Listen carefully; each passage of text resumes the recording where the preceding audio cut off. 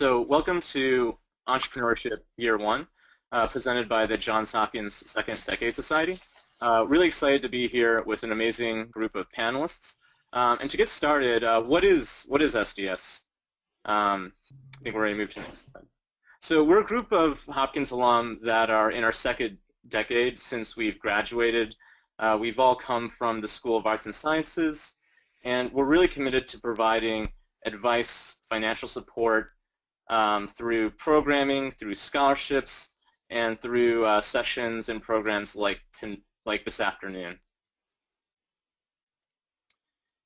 And moving on to the next slide.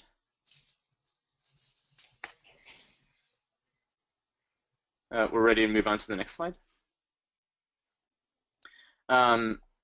So today we're going to be talking about entrepreneurship Year 1. What does it really take to create your own business, to take that leap from working in a more traditional job into having a vision and bringing it out into the world? And before we get started into today's panel, I'd like to give everyone the ability to send any questions. We'll be setting aside a few minutes at the end of the hour to just do a general Q&A session with all of our panelists, so feel free to just send any questions my way to song.hia@gmail. And let's move back up to the previous slide. One more, sorry. And we've got an amazing group of speakers here today. I really don't think I could do everyone justice. I know everyone has had a pretty rich and interesting history since they've graduated from Johns Hopkins, so I'm going to give everyone the chance to just tell a little bit about themselves and their story. You just want to go in the order of the names there, Song? Yeah, sure. Let's get things started off with Jeff. Tell us a little bit about your story. Cool. Hey guys, I'm Jeff Rader. I graduated from Hopkins in 03 and then SICE in 04. After school, went to work in sort of pretty traditional jobs, consulting and then investing. Went to business school, and in one of my first few days of business school, a few friends and I had an idea to start a brand of eyewear. And the idea was that we would make our own glasses, sell them direct to people online, do it at a much better price than what was out there. We just sort of didn't understand why glasses had to cost $500. And then also wanted to do good for our customers, but also have a really positive impact on the community. And that idea led us to start a company called Warby Parker. So it's a brand of high quality sort of designer glasses that we sell to people for $95. And then for every pair that we sell, we give one away to someone who otherwise wouldn't have the ability to see. And so we started that company about 5 years ago when we were in school, actually, and built it. Now have about 400 people working for us in New York. And then a couple of years later, another close friend of mine had a pretty bad experience at a drugstore where he waited for a long time for someone to unlock a case where a bunch of razors were being held.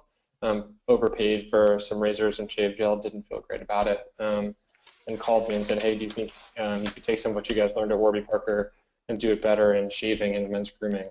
I got super excited about that idea, completely empathized with this experience, and so set out to build a second company called Harry's, which my co-founder Andy and I still run today.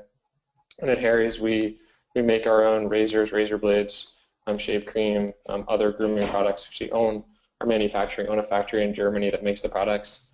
And then we sell them directly to people on our website, harrys.com, for a fraction of the price of what similar products would be sold for. And in doing so, hope we can make the entire experience of sort of getting ready better for guys every day. And Harry's is about 2 years old, a little over 2 years old. We have about 100 people in New York and growing quickly, and it's been exciting to try to change this industry also and hopefully make the process of shaving better for guys everywhere.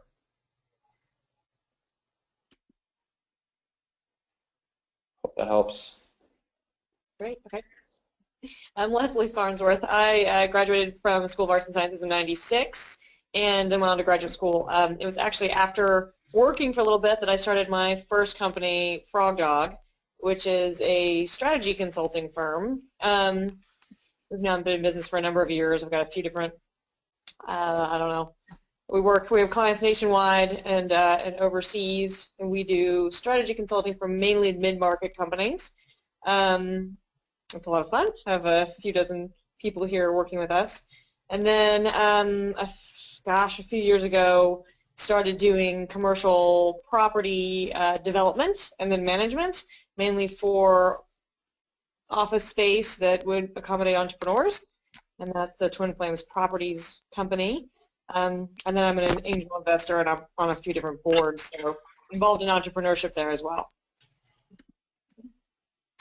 Hi, I'm Elena Stokes. I am same year as Leslie. I was also I was a writing STEMs major, arts and sciences for Johns Hopkins, and I after school went right into publishing, and I worked at Macmillan for about 10 years, and then I founded One of a Kind PR about 7 years ago, and we are a small company, but we kind of expand and contract depending on how much needs to be done. So sometimes it might just be 3 publicists, and sometimes it might be 20 publicists, depending on how many campaigns we have going. We've got 2 offices. One is in New York and one is in New Jersey.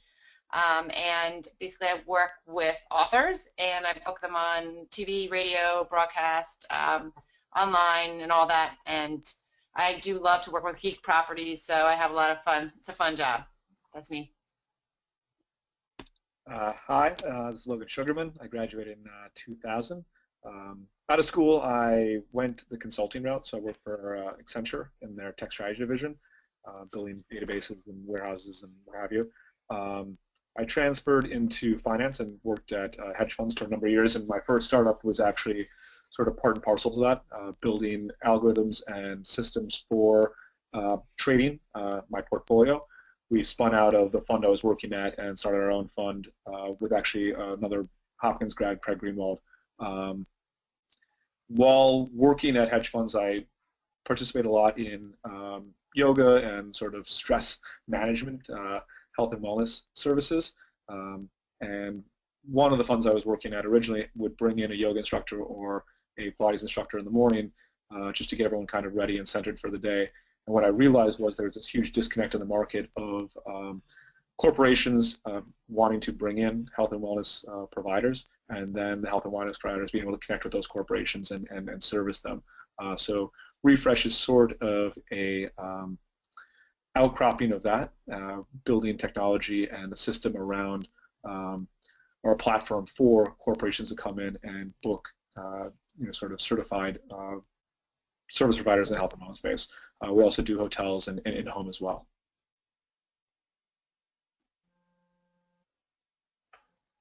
So I'm Song Hea. I'm pretty excited to be here. I graduated from the School of Arts and Sciences in '05 with degrees in English and media. And I'm probably the only one here who's not really an entrepreneur yet.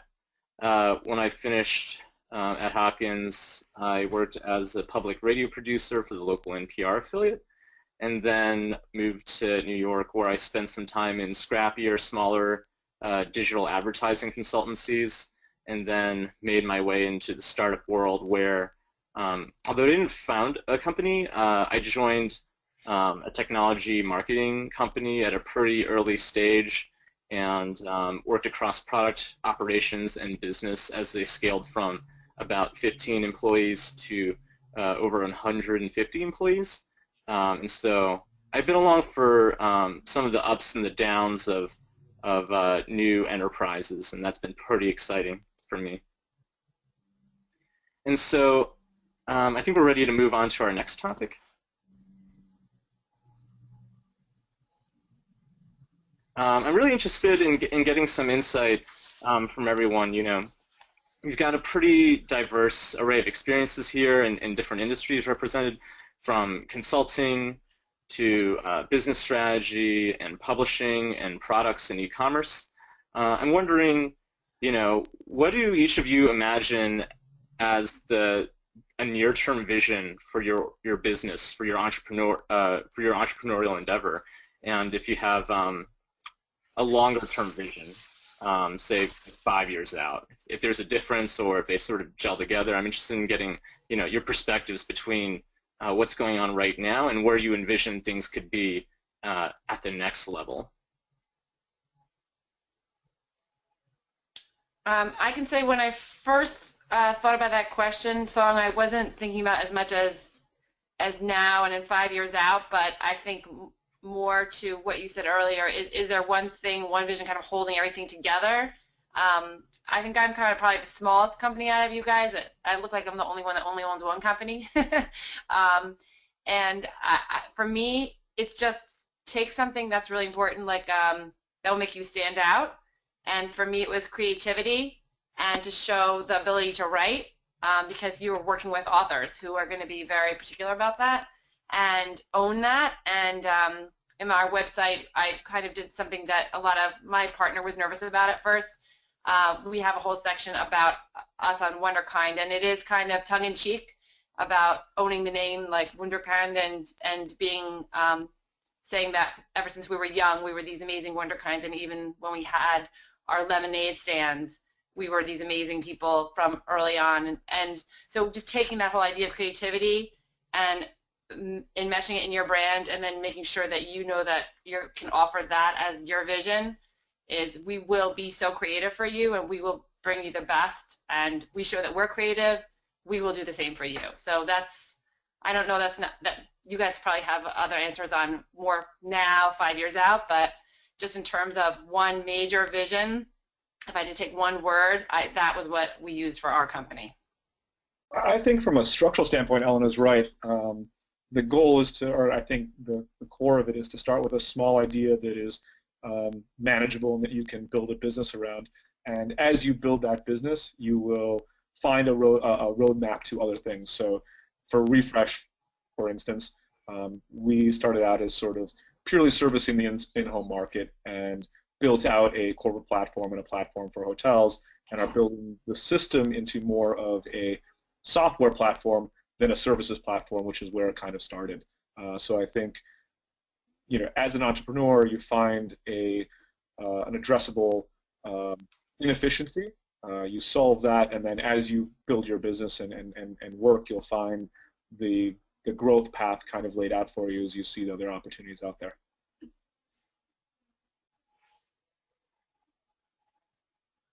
Cool. I think in the sort of consumer branded context, I've been thinking a lot about vision and mission and values of our company and sort of how those things all work together. And I think when we were starting, I probably conflated those in my mind around what each of those mean. And at least today, the way we see them is our mission is something that the reason that we exist as a company, the thing that we're trying to all come to work every day to accomplish. And so for me, within Harry's, for us, that's to make it better for everyone to get ready every day. And that's sort of a broad, aspirational thing that maybe we can't do today, but we're going to work really hard towards for a long time. And the way we thought about vision is sort of the thing that guides our strategy for the next 3 to 5 years. And I think that can change over time. At least that's how we've approached it. And so the way we thought about that is that we want to be a brand first. And that's, we sell largely online. And so sort of this question of do we want to be a brand or a retailer? And I think we really clearly want to be a brand.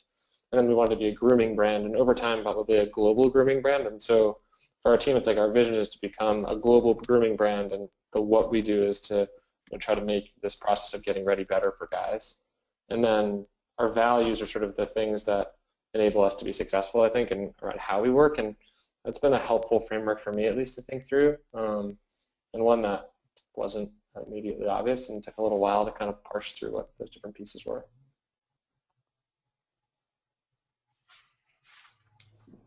Yeah, I think just sort of sums of what Logan said and then Jeff said. I think you kind of start a company and you have one vision, and then it evolves a little bit over time as you gain experience and you have more understanding of what you're great at and what you do really well, and then also what the target audience needs or what the gaps are. Frog Dogs and I have been in business for quite a while, and we started in one place, probably similar to Logan's, company, and then we've evolved into something else when we really realized what we did best and what we need to do best. So our big focus has been when we really kind of said, look, we've worked with these large corporations before, helping them on strategy and growth consulting, but our big focus is this more mid-market firm where we really can make a bigger difference. We're a little bit better at helping them, and so I think for us the vision changed, and I think that's okay. And I think we've actually gotten a lot stronger in the last few years since we really focused our efforts rather than trying to do way too much across way too many categories. So I think 5 years out, that'll continue. I think that's going to help us accelerate our growth, is to have been a little bit more focused and to grow in a really more strategic direction for ourselves. Thanks, everyone. That's really inspiring, but it also sounds kind of terrifying in some ways. You've got a vision that's going to be informed by the things you learn as you create an entrepreneurial enterprise. And I guess that brings us to like our next topic area about the genesis on the can we move to the next slide, Tamar?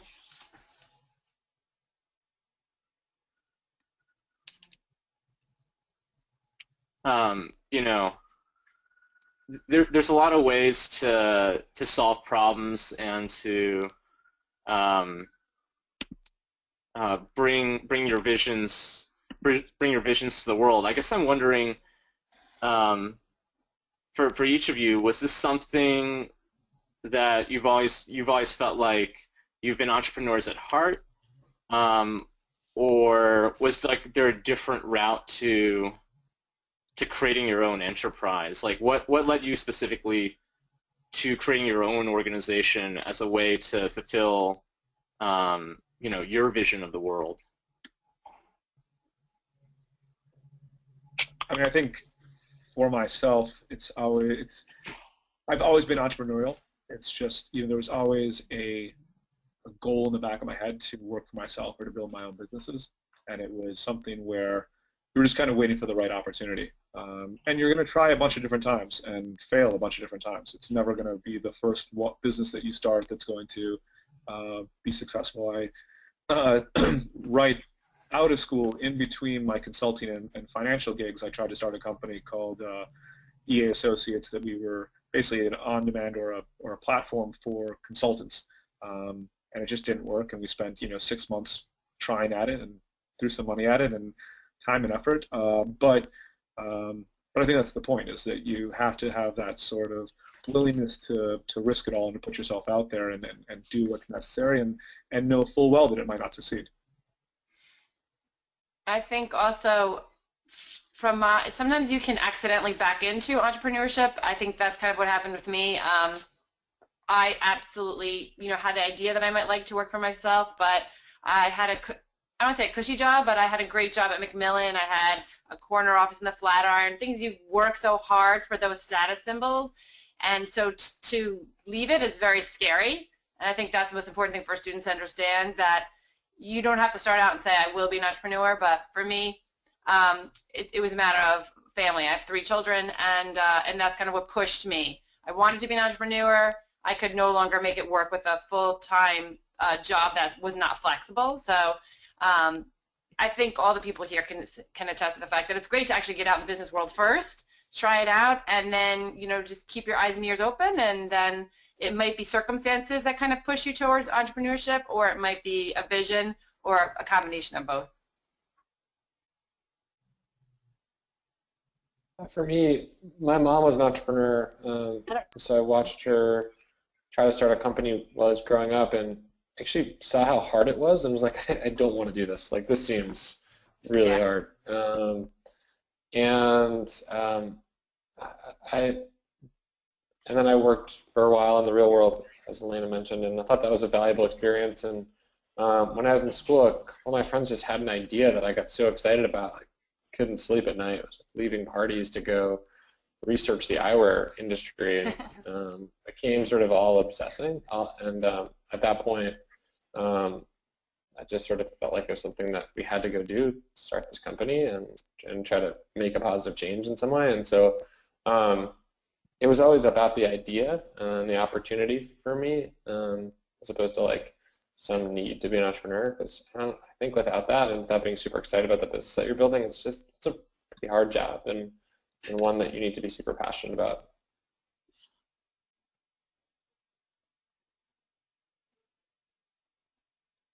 Oh, Leslie, I can't hear you. Are you muted? Are you muted, Les? No, maybe I am. Okay, sorry. Yeah, I was just saying that my mother was an entrepreneur too, and I did the exact same thing. I watched her and said, I'm never going to do that. That's what my then kids ended are up doing thinking it. every day they see me.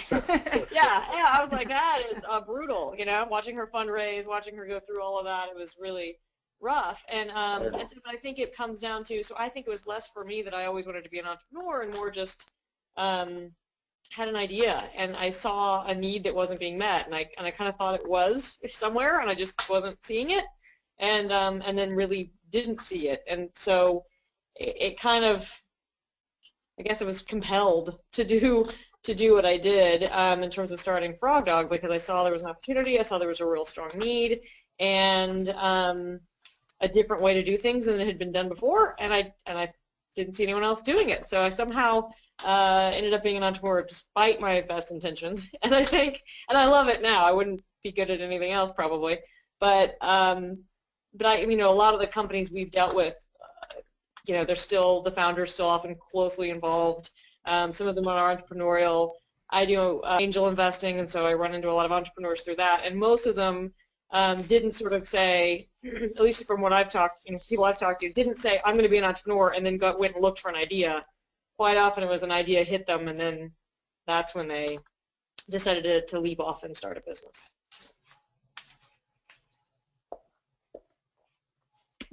So, I mean, in all these cases, it does seem like there is this jump into the uncertainty, whether it's just carving out a new path for your own life, given your circumstances and the things that you want to do, to just being really excited about an idea or an opportunity that hasn't really surfaced in the world. And I think that's sort of a nice segue into our next slide. How do you form your teams? How do you find the people that you really want to work with, or do you work with people when you're building this vision in more informal ways? How did you go about finding like mentors or people that you really want to go into a business with? It seems like it seems like getting into a relationship of sorts. And I'm curious to know how each of you thought about like either whether they be co-founders or even your early employees. Like what does it take and what's needed to like find the right people to help you bring that vision to light? I can tell you one thing that was very influential to me, which was reading Seth Godin's Linchpin. And I think that basically saying that there are these people that can change your company and that you yourself are probably the linchpin. Like when you worked at your company, you were probably that linchpin who your boss counted on, who always did extra. Those are the people who do become entrepreneurs. And I try and look for linchpins in my company to help me run things, because they can anticipate what you want. They can come up with big ideas. They're honest. And so for me, I take that idea of the linchpin and people who love their work and pour themselves into it and can really make your company better. I take that really seriously, and that's who I try and hire, people like that. I think sort of on the entrepreneur route, your co-founder, the person that you're going to work with long term, is probably the most important choice or person that will interact with you on a regular basis at the company. And those relationships just kind of happen. There's a great book that Michael Eisner wrote on partnerships that walks through a number of partnerships in different industries and whatever, that I think really spells out kind of the dynamics of that and what it takes to have a good partnership and to have somebody else to really work with it longer term, and having differentiated skills but that sort of to Lane's point are both sort of laser focused on what you guys are doing. Yeah, Companies. I think the other thing that, go ahead, Leslie. Just saying, I think companies need different people at different times. So the team that would be a great team to really start something with often isn't the best team when you get to the next stage of the business, which is hard because you kind of have to keep growing out of team into new team, and that's difficult. And so figuring out when that is hard. I also just would say through experience that you can have somebody who's incredibly brilliant and incredibly hard worker, but who's not going to be suited for the startup world or for a really small company because, and there's no right or wrong, that's not a value judgment. Some people really like more of an enterprise, lots of structure. They want to have a really clearly defined job description, really clearly, and that's great. We have that to some extent now. But when you're first starting out, things are a little more fluid and they're a little more flexible, and everybody's doing a lot of different roles, and you have to be able to jump in and pitch in, even if you don't feel like you're the expert in that one thing. And that kind of person who's comfortable doing that is not the same kind of person who's going to be really comfortable in more of a large infrastructure. I made a mistake when I was early on hiring somebody who'd been at a huge multinational corporation as one of my, I think, my number, like my first employee, and she was fine, but I just think it was really hard for her to not have, that same structure. So it's just a personality type. Some people are small company people, some people are big company people. Yep. Yeah. I completely agree with Leslie said. The other thing I'd say is there's this misnomer, at least for me, that's been like, oh, you can just sort of hire someone to come help out at a bunch of things, like in kind of an amorphous role, and then, just over time they'll sort of sort it out.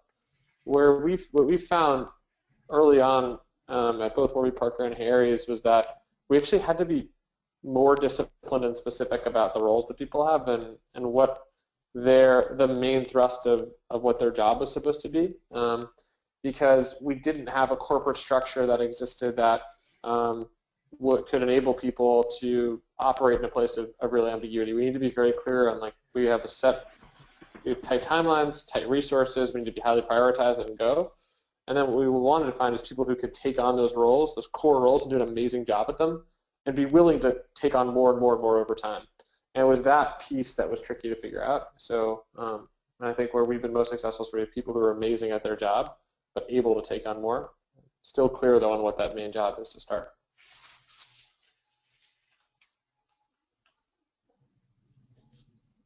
That's great. I guess it's sort of like one theme I'm noticing is that this is very contextual, based on what your real needs are and the type of problem you're solving, and really what the types of mindsets and skills you really need at these different points in creating a business. Let's move on to the next slide. Can we go back one to number 4?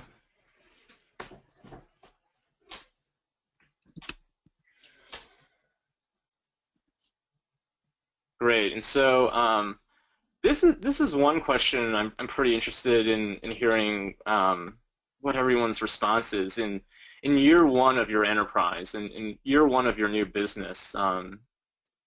Where does that money come from? I have a couple of hypotheses depending on how you decide you wanted to jump into solving this problem, but how do you sustain yourself through that first year when you're doing something new for the first time and you're really still figuring out the problem you're solving or the solution you're providing? What does that look like?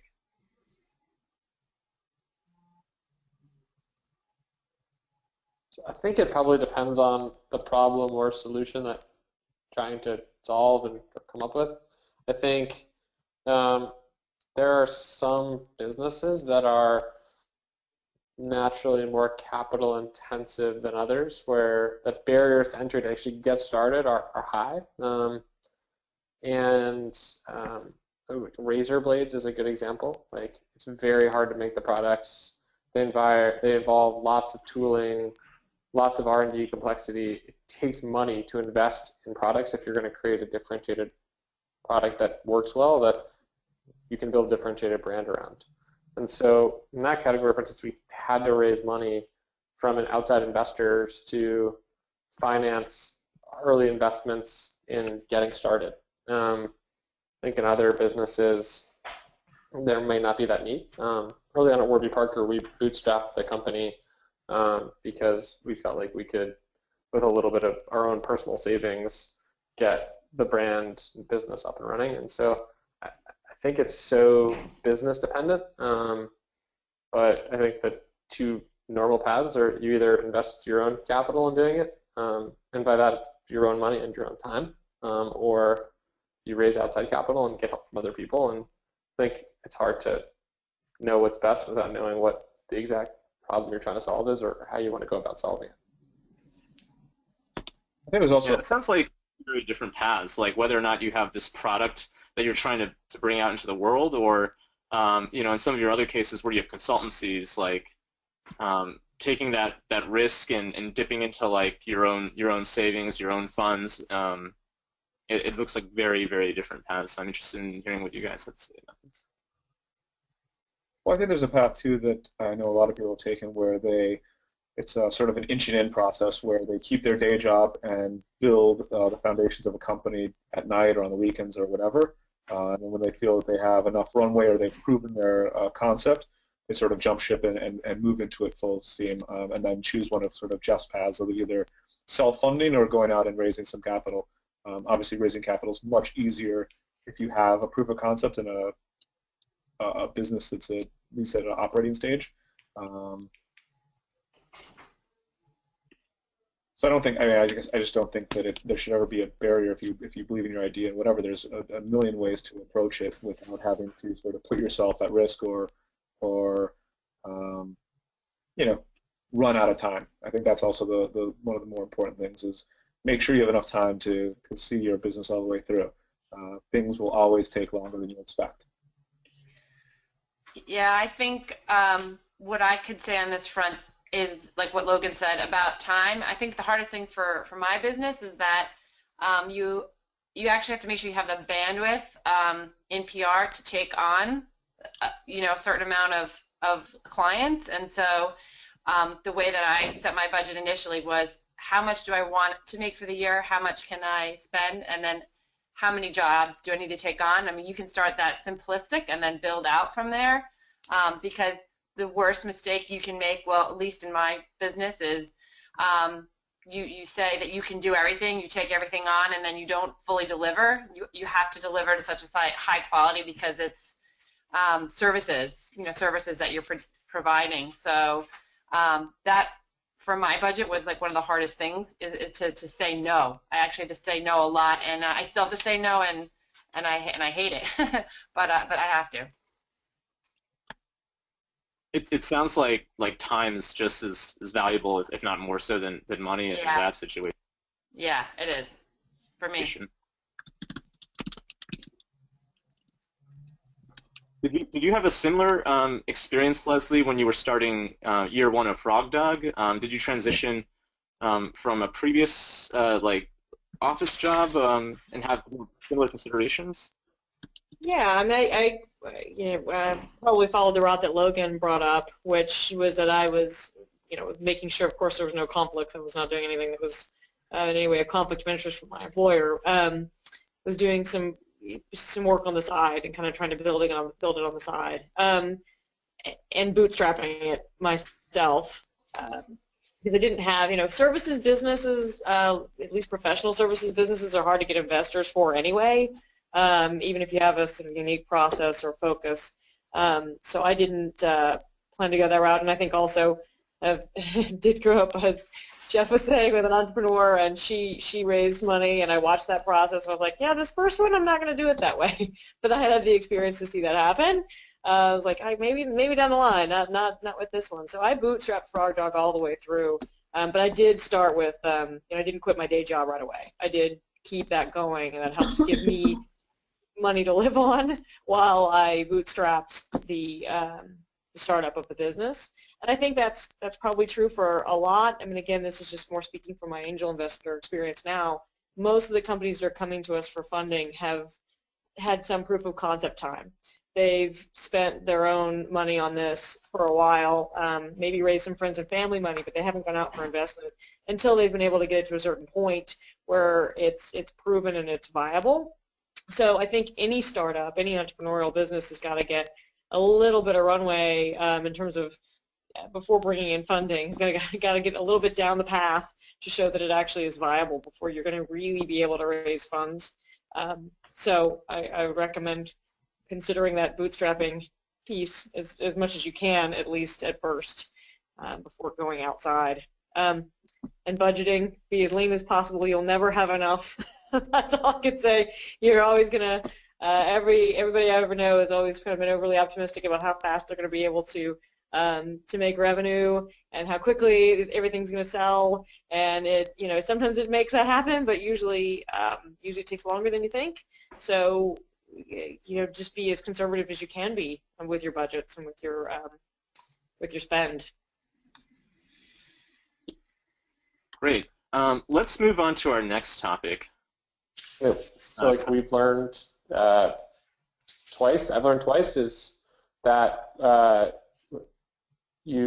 things always cost more than you think they will, and so we haven't been able to get a really clear, clean, true budget that we've been able to hit for the first couple of years in both companies. And that's not a bad, and it's okay. It's just there's so many unknowns before you launch around how things are going to happen, and some things end up better and some things end up worse. But I guarantee you that you'll put a budget together before you launch, and it will not be right. And so I think Leslie's right that conservatism is around capital in particular is just is a very helpful thing to do. It's really good to know, and it also sounds a little bit scary. I guess related to some of the comments made around some of the more consultancy and consulting-related entrepreneurial endeavors. There's obviously certain types of working relationships if you're working in an office doing a certain type of consulting. When we move on to the next slide for customers, how do you go about acquiring your first customers and say, either, I know I can solve this problem, let me just go ahead and take a stab at helping people solve problems with my own teams, with my own agency, or if I'm a new company, I'm in year one of being a startup, how do I get people to purchase my product or use my product, whatever the case may be?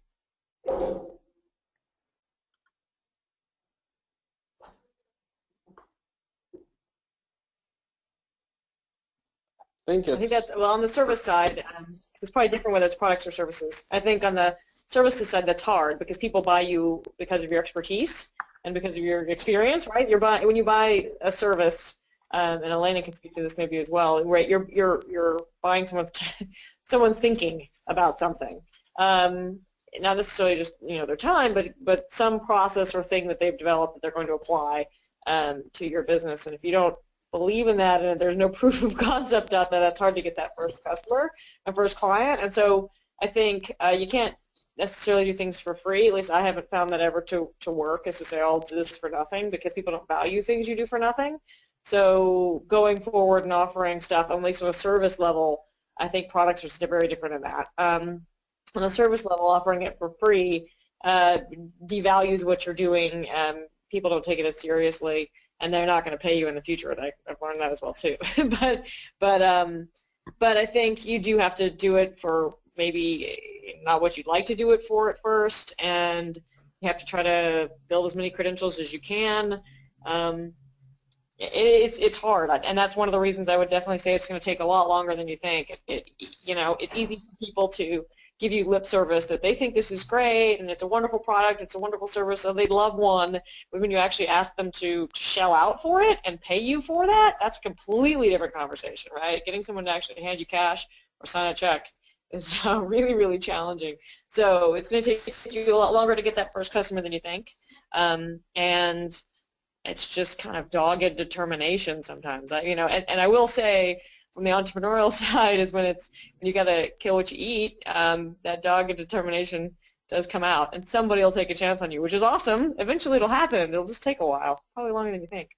That's not necessarily helpful, but just got to go out there and just keep doing it. And there's probably a little element of faking it till you make it.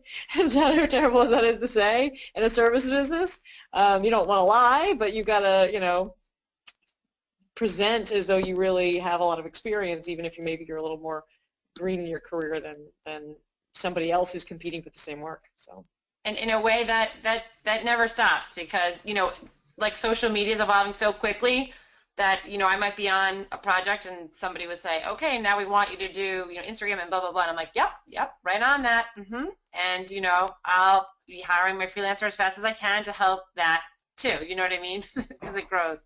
But the only thing I'll add here is just to say that those contacts that you have made over all these years in business are so important in networking. That's just what I did. I just went back, met with the publishers, met with those publicists, met with editorial, met with the agents. Like, in your industry, for me, that's everything. And so I haven't had to do advertising, because the way that the industry works in publishing is very, very word of mouth.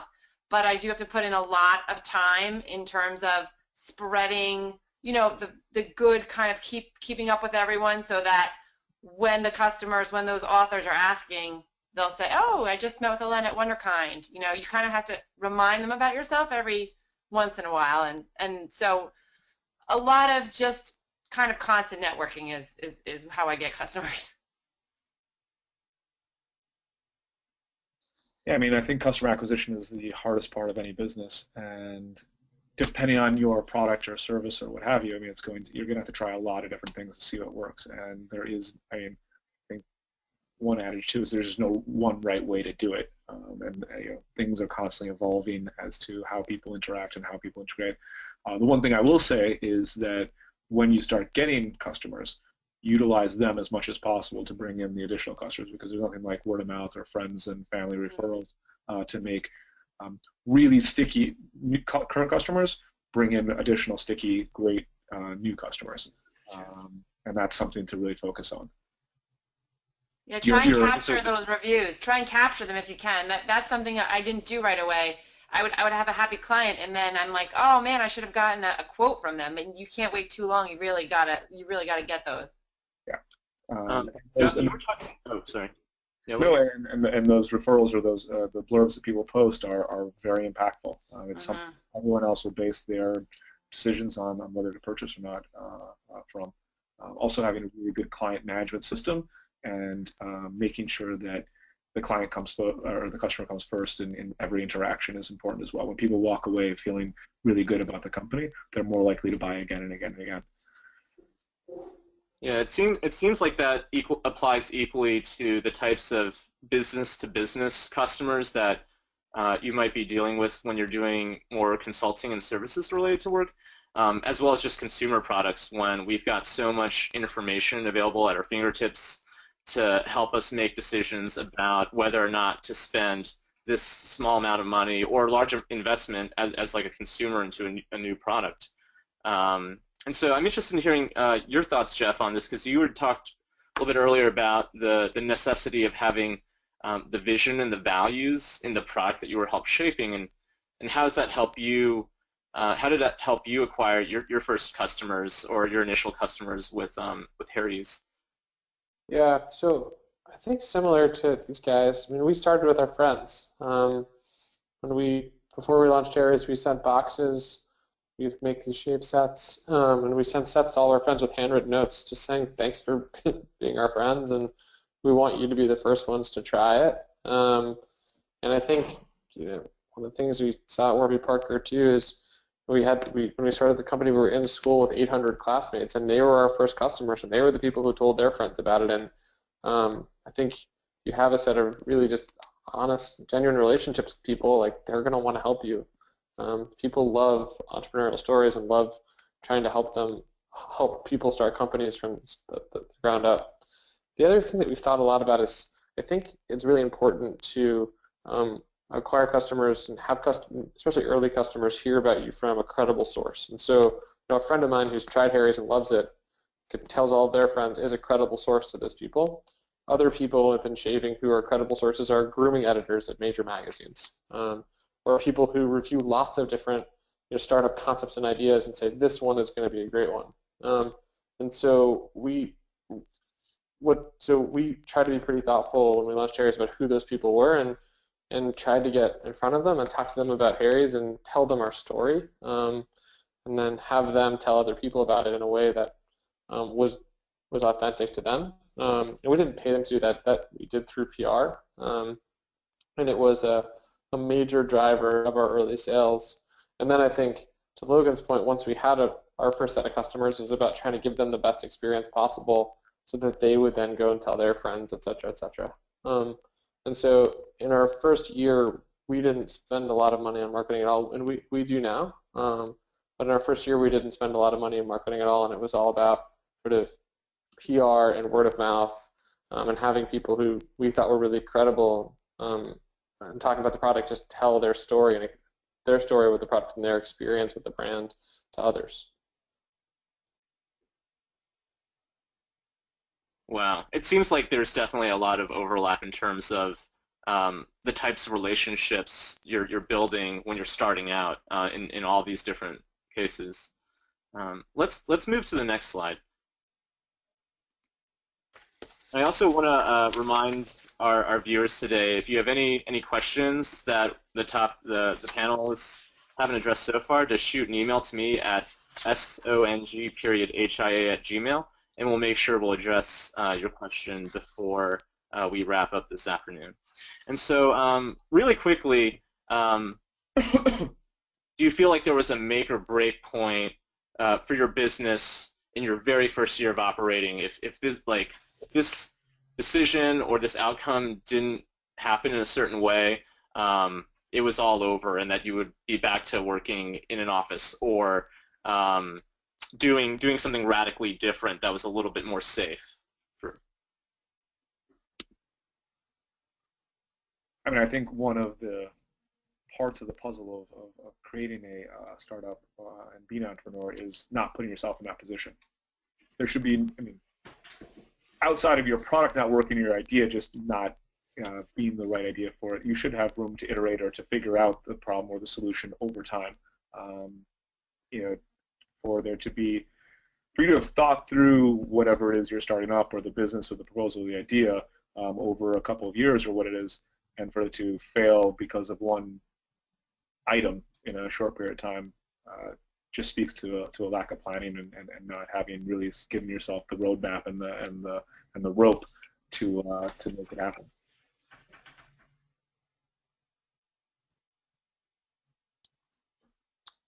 Yep.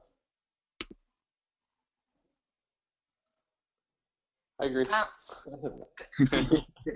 All right. Well, that seems very, very cut and clear, and it seems like everyone has obviously put a lot of thought into what they're doing before they took that jump into making this thing happen. Great. Let's move on to our next topic. So if you could, that said, this is like in some ways a different way of looking at that question. If you could time travel and go back in time, would there be something that you did your first year that you would approach differently? I can definitely say yes. Since I am in creative services industry, I am just bad at setting up the infrastructure. I went ahead with my business without the full infrastructure being there, and if I could time travel, I would have done a better job of just trying to slow down and build the accounting, build all of that stuff before, because I still feel like I'm trying to catch up. As the company expands and expands, I'm thinking, I wish I would have started with this model for doing all my financials and then gone this way instead of, I guess it's just always about, trial and I don't know. But that if I could go back in time, I needed a better infrastructure, and I would just say slow down for a second when you're building and maybe try to make sure that's there. You've all got all the great ideas, you've got the connections, but try and make sure some infrastructure is there. That's my biggest problem. I would agree with that, and I think the key is making sure that the infrastructure is dynamic, so that when you, which will happen when you're going to iterate, make sure that you don't have to rip out everything you've done, and that you can sort of use pieces of what you've already built, and you don't have to rebuild every time you realize that there's some different approach to your market or to your end consumer. That was probably our biggest issue, is that we've had to, on the technology side, we've redone our technology a number of times just because of poor decision making or decisions that were made in the early stages, and it hasn't cost us a tremendous amount, but it would have been a lot easier if we had been better at that early on. Yeah, this seems like all these are pretty different scenarios. The idea of even though you're planning as much as you can, giving room to a certain type of flexibility and adaptability seemed very very important. Great. So moving on to our last area, moving on to slide 8. Is there any piece of advice that you would give people that are thinking about becoming entrepreneurs, who are still in school, or what would you say to people that are interested in bringing their vision to life, but they're a little bit hesitant about making that dive? I would just say you don't need to look at it as a one giant leap. If you can do a little bit when you have the time, you can start building the company like Leslie kept her job, but she started to build a company. You don't have to put all your eggs in one basket. You can start building it while you're in school or while you're starting your first job. So don't give up just because you have a good idea. You really can build it day by day. It's just like if you want to work out at the gym, right? You need to go every single day to have consistent results to build what you want. I mean, this is what you need, just little steps, and don't give up. Don't feel overwhelmed. For me, I think it's about really having an idea that you're incredibly passionate about, that you feel like a really strong calling to go pursue. And I think if you have that idea and you've kind of done that gut check and said, yep, this is what I want to go do, then I think odds are you'll be successful in trying to achieve that. I think lots of people just do things that are entrepreneurial because they want to do something entrepreneurial as opposed to actually trying to solve a problem or having an idea that they can't not do, and I think that could be a potential risk to going into it for the wrong reasons. I think the other thing that just been thoughtful about, try to be thoughtful about, is risk and return. The risk of going and do something entrepreneurial is really just time. I bet if you're in college and you go take a risk on something entrepreneurial and it doesn't work out, you could have probably gotten a similar job at an established company to the one that you would have gotten if you were out of college. And so then it's just about just dimensionalize the risk in terms of time. You're going to spend time doing something that otherwise you wouldn't be spending time doing, and there's clear opportunity cost to that. And so back to that sort of point around, you better love it. It better be an idea that you're really passionate about, because that's what you're going to be doing with a lot of your time. And I think just to bridge off of some of what Jeff said, I think understand going in that this is a risk and that you're going to have failures and that it's a natural part of the process, not to let them get you down. Know that one thing that I tell my employees, that if they're not failing on a regular basis, they're not trying hard enough. That we're not putting ourselves out there, we're not trying enough new things. If everything's working great, then there's a bunch of things we should be trying to see if those would work as well. And it's part of the process. And just know that you're going to have run into brick walls, and part of the entrepreneur life is figuring out those problems and solving them. Yeah, I think I'm with Jeff a little bit too, in the sense that if you're in school, it's not like you are leaving a high-paying job and you've got a wife and kids and a house and everything else. I mean, that you have to fund. This is a good time to take that kind of risk. Of course, the challenge is that you don't have decades of work experience that you're bringing to bear to this. You don't have tons of life experience that you can add to save yourself from some of the mistakes that maybe some of us on this panel have made in our companies that we maybe wouldn't have made if we'd had more experience before we started. I don't know. So that's kind of the chicken and the egg there. But I would sort of then also second what Logan's saying in the sense that this isn't easy. There, these romance stories about entrepreneurs who I don't know, it all looks easy and it's an overnight success and everything goes great is not realistic. And I've been asked before, what have I seen that's the most important characteristic of a successful entrepreneur? And having watched my mother, watched other friends of mine who've started companies, done it myself, invested in companies that are startups, I would definitely say the number one characteristic is not being the smartest necessarily person in the room, but having the stamina, right, to keep getting back up when the failures do happen and when things don't go your way. So so that's my only sort of cautionary advice. If you aren't gonna, if one bad thing's gonna happen and it's gonna throw you off and you're not gonna be willing to stick it out, then it's probably not the right career choice for you. But if you're pretty dogged about it, it has its rewards. That's pretty interesting. It seems like one commonality among a lot of these answers is this idea of athleticism in a certain way. Like, we're making space, we're creating habits, and what we're doing is really part of this process as a means to an end, rather than just this idea of entrepreneurship itself. It's like applying something and training for it so that you can bring it into the world. Great. And so I know we're wrapping up against the end of the hour. Let's skip over to the last slide. I haven't received any questions from our audience so far, so it seems like we must have done a pretty amazing job of just tackling some of the harder questions that are on current students' minds. And so yeah, let's go to the last slide.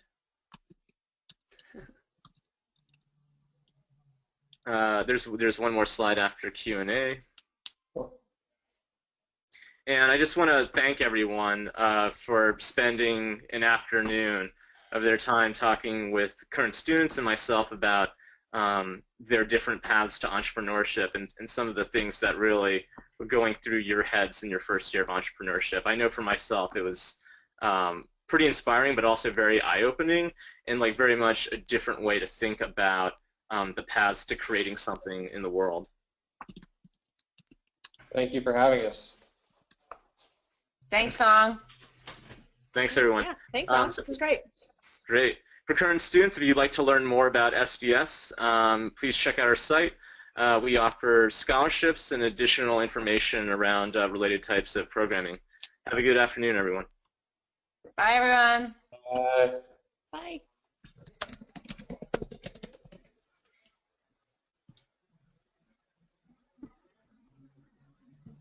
Okay.